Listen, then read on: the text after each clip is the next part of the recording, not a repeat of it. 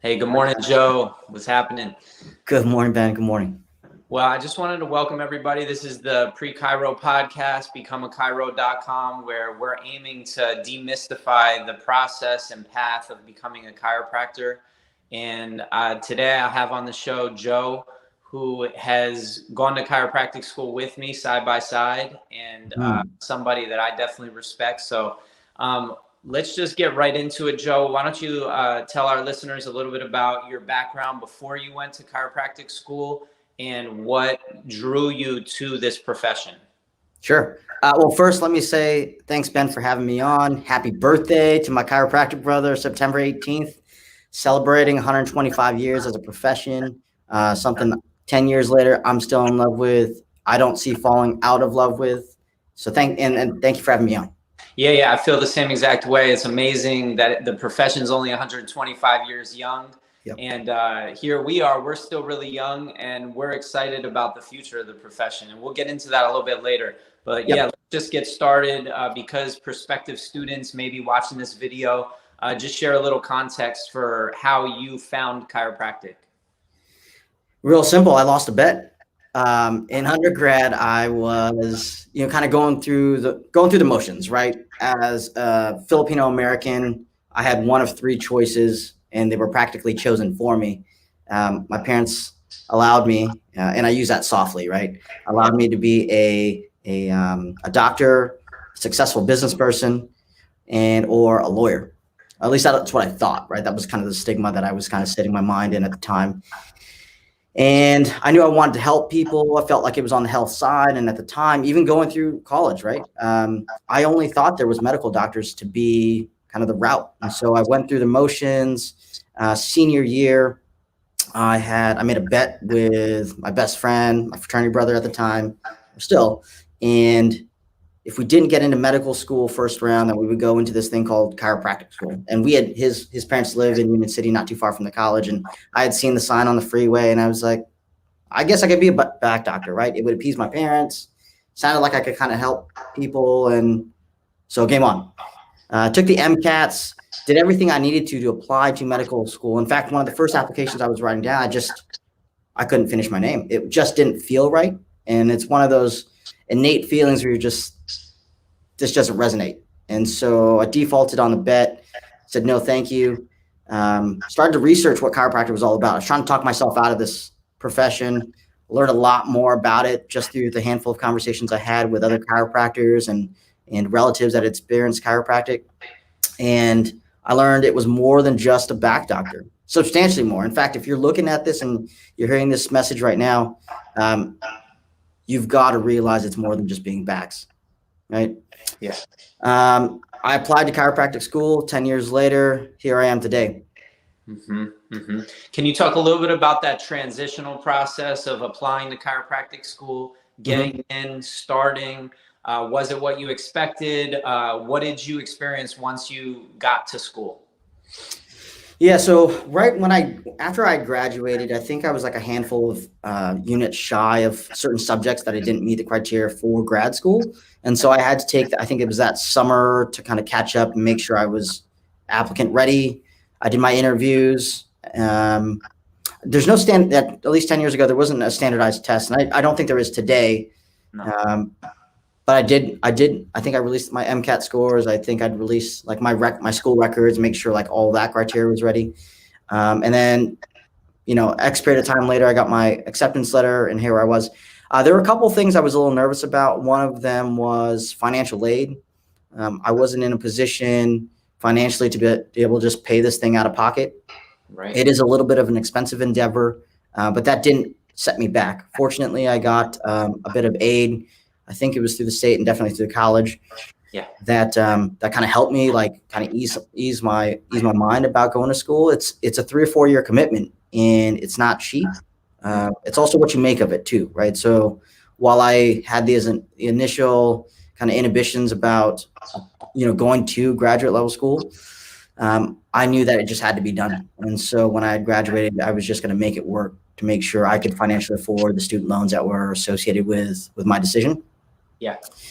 Getting into school was I think probably comparable to most other people's kind of journey through grad school. You submit an application, you go through a series of interviews, you might meet and interact with some of the admissions office. My hopes are that when you apply to a graduate school, preferably chiropractic school, that you start to talk to some of the students and maybe alumni. I think that's really important. You got to gauge who's in the system right now at that point in time that you'd be registering, and then maybe who have graduated. I would say 1 to 5 years out, right? That seems to make more sense because they have an authentic viewpoint of what you're getting yourself into the next 3 or 4 years. Right, because the school has changed so much. So obviously, Life West is where we met, and it's where we're currently practicing chiropractic, with this lens of chiropractic. Can you speak a little bit about the brand of Life West's chiropractic curriculum and maybe why you chose Life West over some of the other schools that you might have been looking at? Mm-hmm. Well, the school's choice was pretty simple. I wanted to stay in the Bay Area. I went to the University of San Francisco, and I didn't want to move away. My college sweetheart was in or around, and we had grand plans to get hitched after college, and so moving out of California, moving out of the Bay Area wasn't so much of an option. And I had 2 choices: Palmer West and then Life West.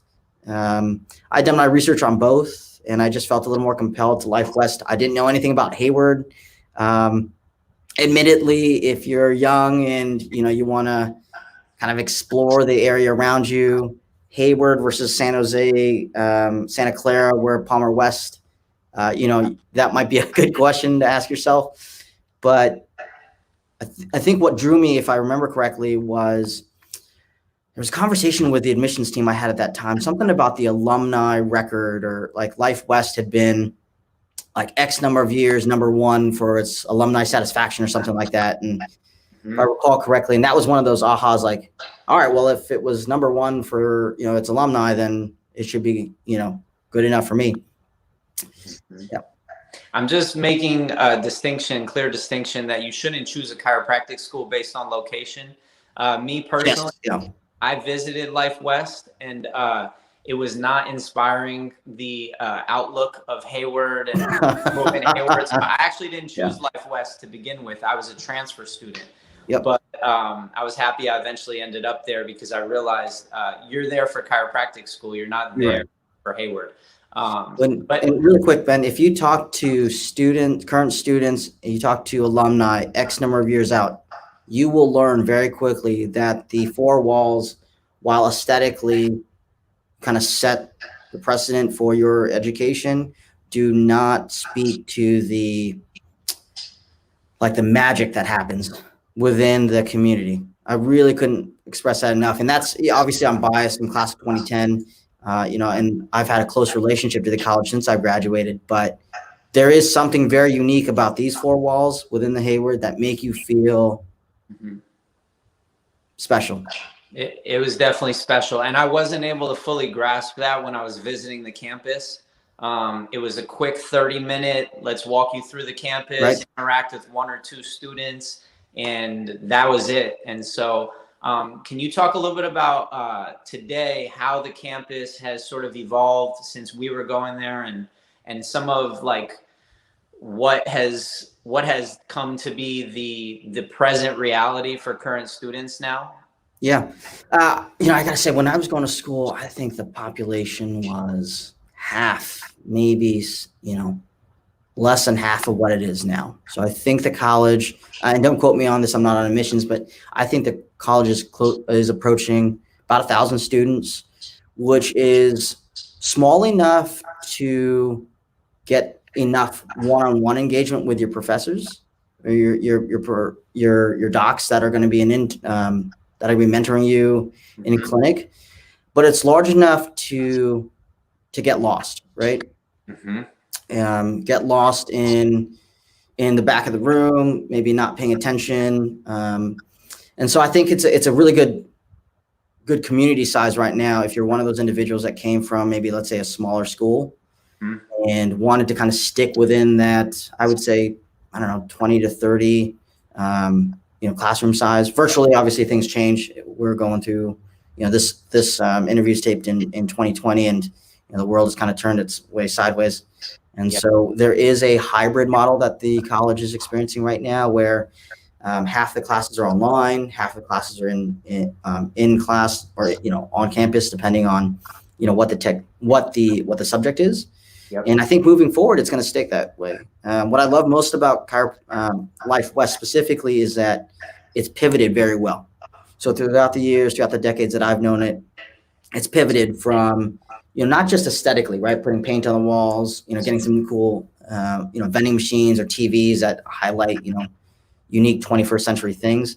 I think from an educational perspective, from a higher ed perspective, it has evolved, right? More recently, it's currently called the high flex model. I'd consider it like a hybrid model where it's Zoom or online / in person. The anatomy labs that you and I went through when we were just cutting up cadavers and all that kind of yucky stuff is now moving 21st century. They've got anatomage tables, which are these huge, like, I can only describe them as like big iPads with with virtual or online cadavers that you can play and learn more. They've got online platforms for students and professors to engage, which is really nice. And some of those tools just weren't available to us back 10 years ago. I'd also say they probably weren't mainstream either, right? Not everybody had a smartphone, let alone a camera with a computer with a camera. Yeah, absolutely. So, all right. So the campus is obviously catching up to the technology, or it's right at the edge of the newest technologies in higher education, specifically in the context of healthcare education. Yep. Can we pivot a little bit to your personal practice? You're still practicing, right? I am. Yep. Can you talk a little bit about, I believe you're an upper cervical specific chiropractor. Is that correct? Correct. Yep. Yeah, go ahead. Elaborate a little bit on what that is. No, a lot of viewers may have no idea what an upper cervical specific chiropractor is. So just giving some context on upper cervical and its relationship to Life West and sort of how you found that specific path. It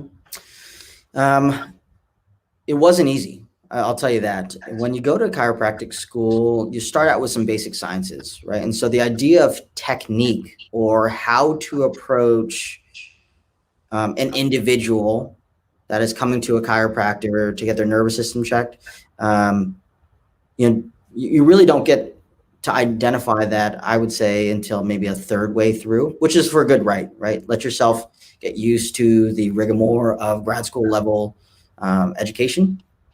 And I can tell you, I did have some help along the way. So I had joined the Delta Sigma Chi, which is a chiropractic fraternity early on, got really deep into the philosophy of chiropractic. Philosophy is one of those pillars that really makes chiropractic unique, right? A set of, I don't say rules, but a set of principles that we kind of guide our approach to healthcare and this thing called chiropractic. And so that helped me identify different techniques.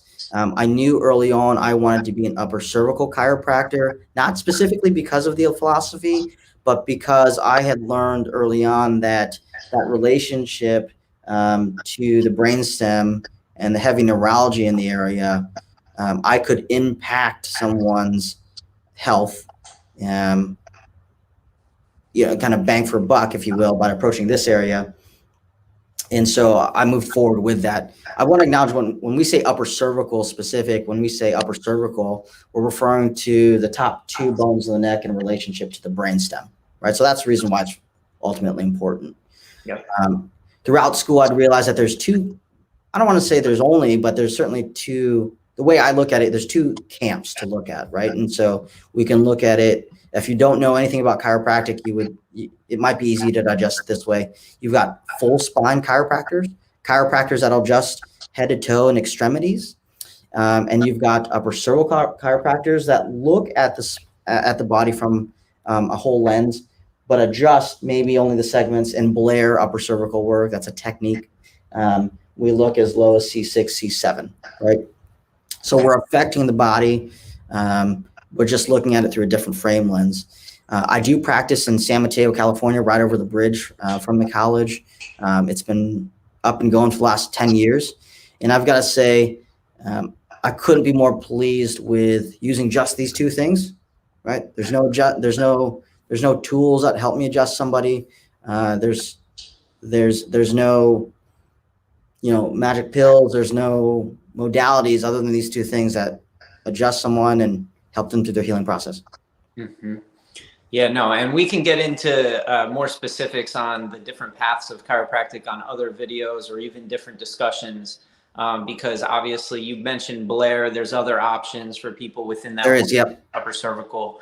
But I just wanted to touch on that. And so transitioning to today, besides your role as being a practicing chiropractor, practicing Blair, offering Blair chiropractic to your community, can you speak a little bit about your role at the school? I know that you recently gained some admissions title, director yeah. title. It's a cool title. Yeah. Yeah. What's the vision for what you're trying to bring to that right now? What are you doing as the new alumni director? Sure. I'll take a back step and say when I'd opened up practice, I had realized very quickly that chiropractors, and I hope everyone that watches this realizes chiropractors are more than just private practice, right? They're meant for so much more. Their clinical expertise and understanding the body from the same framework that their brethren, physical therapists, other doctors of different modalities, we just look at it a little bit different, but far more, I don't want to say far more, but experienced as much as their brethren. And so I learned that you can do a lot with your degree. I did some consulting early on, and I'd opened up a number of healthcare businesses that if I didn't have the chiropractic lens, the chiropractic education behind me, I wouldn't be where I am today. So I spent some time more specific. Let's go back to the director position now. I've kept my ear really close to the college over the last decade. I've always said Life West has very, very good bones, great foundation to it. And I'd recently taken on the role, in addition to everything else I've have going on, as the director of alumni relations. It's important that our alumni base stay connected to the college, whether you open up shop next door or the next block over, or a bazillion miles away around the world. One of the things I think should remain close to heart should be your relationship with your alma mater, the thing that gave you as an individual life, right? The lifestyle you create and earn of today is solely based on your experience at your school, right? And so I've taken on that role. It's a little larger role than I anticipated. I thought we were just going to get a bunch of alumni together, start throwing parties, professional parties, and start gathering, start networking, really start to kind of magically make things happen. Mm-hmm. Well, it's a little more than that, right? If you had graduated like us 10 years ago and we didn't have a close relationship to the college because for whatever reason life got in the way, we started practices, we started to have families, maybe we didn't have the best time at Life West. What's the purpose of getting back? What's the point of giving back? Not just monetarily, but maybe time or energy like we are right now. Right. And so those are the kinds of questions I'm trying to answer for our alumni right now. Hope to be able to re-engage. Right. So knowing that I was going to have this conversation with you, I asked some fellow chiropractors, what do you think that I should mention to the alumni director when I speak to him? And one of which was, can we create some resources that us as chiropractors, sometimes it could feel like we're alone on an island, right? We're obviously different than the people in our community. So the way we think, the way we practice is very unique, and it can also feel somewhat lonely at times, right? When you're at Life West, you're in a tight-knit community of like-minded thinkers, and then you go out into the real world and all of a sudden you realize not everybody or very few people think like this. So just offering resources, at Life West, one of the things that sticks out to me was the seminar that would take place every Friday where we would bring in practicing chiropractors, people that had the experience of being successful in the real world. And I think that making some of those Friday seminars available, or creating little playlists where chiropractors can quickly access the vitalistic side of chiropractic by watching some Reggie Gold or Sid Williams or Arnaud Bernier talks that happened at the school, some Eric Rubin, and then also having there be chiropractic upper cervical specific talks where we had chiropractors come in and share like why they were so passionate about that way of practicing. And I think that it would really give us a nice enrichment, because oftentimes as a chiropractor, you have to pay for continuing education. Yeah. And that could be a deterrent from you continuing to learn and grow. I know a lot of chiropractors that want to spend as little amount of money as possible to renew their license every year. Yeah. And so they might not study the thing that they're really interested in effort to spend as little as possible. Now, I'm not promoting that way of thinking. I'm just saying that's the current reality. And I think there's a huge opportunity with the amount of content that Life West has created throughout the years. The reason I started this podcast, when I was a student, we had the first annual WAVE conference, which happens every summer. And there was a TED style talk on the second day where Reggie Gold shared what his biggest achievement and what he felt his biggest achievement in life was, which is that he sent over 150 chiropractors to school. Yeah. And to me, to know that he had published books, that he had a practice that took care of countless lives, changed so many lives, he saw himself as being that spark, that catalyst for these chiropractors. And so I just felt like that was my highest expression as a chiropractor, was to share insights and inspire young people to realize that this is a path that should be your primary choice, not your secondary choice. Yeah. And so I just share that to say that I would feel the same excitement today as an alumni if I was listening to those messages, which I know Life West has ownership of. So just wanted to share that with you, Joe. Thanks. No, I appreciate that. Ben, one of the things I love most about you is as you learn, you bring people with. You know what I mean? Yes. And I'm happy that you've brought this up. I can tell you that you and I are on the same wavelength, even just talking right now, when it comes to alumni, giving them added value, right? What did you get after school, right? Maybe you got a mug, maybe you got a license plate frame and said, thanks for showing up. And depending on your experience, that might be all you know of, right? Post-graduation. And I don't want that to be any alumni's experience. Whether you graduated 1 year ago, whether you graduated 35 years ago, right? When Life West was kind of in its infancy. And so that's the question I have. There is an alumni board that gathers fairly regularly. We recently had a retreat, I want to say 2 or 3 weeks ago, to really brainstorm on that idea. And I can tell you, Ben, I think you're going to get an answer that sooner than later. A couple of things that I'm working on currently. One of them is called the Business Institute and Career Service Center. The Career Service Center is a physical location on campus where students, and I'm inviting alumni now. We got to put some marketing around it, right, to get the advertisement out. But it's a physical space upstairs near the clinic. It was where the old, I think it was like the old PT traction area was, CBP room was when we were going to school. Okay. That is going to be a facility that people can meet virtually with me or other people on the team here at Life West, our legal team, not necessarily providing legal work, but maybe kind of guidance, if you will, like within their scope of practice. There's going to be a bank of videos. We're already starting to compile content right now to be able to not advertise, but give away to alumni. My hopes are that we start with some kind of carrot, right? As an institution, I think we owe that to our alumni, our constituents, to say, hey, here's something of value.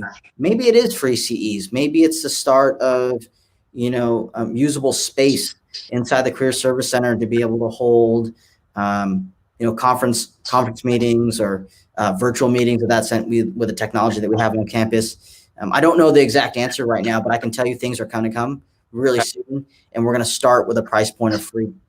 Cool. That's awesome. And that's super important. I want any prospective student to recognize that although he's talking about helping the alumni, you really are making the decision to go to a school that has alumni support. So you want to be checking out different schools and asking the admissions team, hey, when I become an alumni, because obviously you're imagining yourself as a graduate, if you enroll in a program, what kind of support are you providing me? Because I got to say, it's not easy to transition from student to licensed professional. There's a legal component to it, and how you create documentation, and then there's also a financial component to it. And so there's a transition process, and my hope with pre-chiro is to build out a framework so that you can see before you go to chiropractic school what these stages will look like, so that it's not new to you, that you are expecting to have that support because you know what's going to be required of you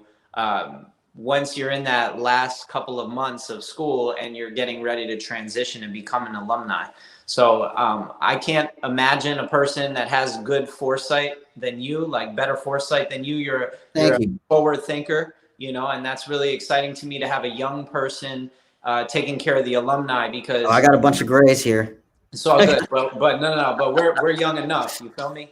And at the end of the day, when you go to chiropractic school, you're making an investment in yourself. You're making a commitment to potentially the next 20, 30, maybe even 50 plus years of your life. So recognize the bigness of this decision. When we talk about what we're talking about, it's more for you to recognize that our generation is not going to let you, the younger generation, feel unsupported. We want to be there with you every step of the way. So absolutely. Just in wrapping up with your message to prospective students, can you let them know a little bit about the brand of chiropractic at Life West and why you endorse Life West? I mean, regardless, we're recommending that as a prospective student, you check out multiple schools. We're going to be featuring different schools on this channel, but why Life West? Thank you. I hope you explore as a potential student, Ben, as an interviewer, to kind of the world, the masses that, you know, of potential students. I hope they check out every college that the world has to offer, or within the geography in which you hope to, you know, to kind of go to school and live for a few years. The tagline behind Life West, the mission, is lasting purpose. And I want to let that sit for a second. When we talk about lasting purpose, we're talking about creating not just an experience on campus or through the halls of Life West in your education. We're talking about creating a lasting purpose in people's lives through the form or through chiropractic care, right? And to me, that's what sells me every day. The fact that my alma mater, our alma mater, focuses on a lasting purpose in the classroom, in the clinic that we offer services at to all of its patients, and then through my office, through the alumni base, and making sure that they are giving, loving, serving every day of the week. And so if you come to Life West, definitely stop by my office. I'd love to give you a tour. I'd love to show you around the campus. I'll explain what the magic is as best I can within these four walls. And, you know, what else could I say? It's hard to describe. It really is. My simple message would be that you are offered more resources at Life West than you can even imagine. I mean, the diversity of expressions that you're going to come in contact with at Life West is incredible. And if you are a big believer in diversity and embracing that which is different than you, so that you can learn about that which is unfamiliar and make it part of who you are, because we're all stronger. The more relatable we are in our communities, we have to be able to relate to different types of people. The more successful we'll be at really connecting on a deeper level with people. And I think Life West does a great job of exposing us to different types of people from different walks of life and offering us mentorship and resources coming from so many different places. So that's my little personal experiential wisdom to impart. And Joe, I want to just thank you for sharing your time with us today. And I'll probably post a link below to any information that's relevant to what you're doing in case students want to learn more. And I believe that as a prospective student, you should be looking at what alumni are doing and what the alumni department is offering. So let's continue to level up this alumni, you know, for real. Thanks, Ben. All right, Joe, be safe, brother. Love you. All right. Take care. Happy birthday. Right. Most definitely. Peace. Bye.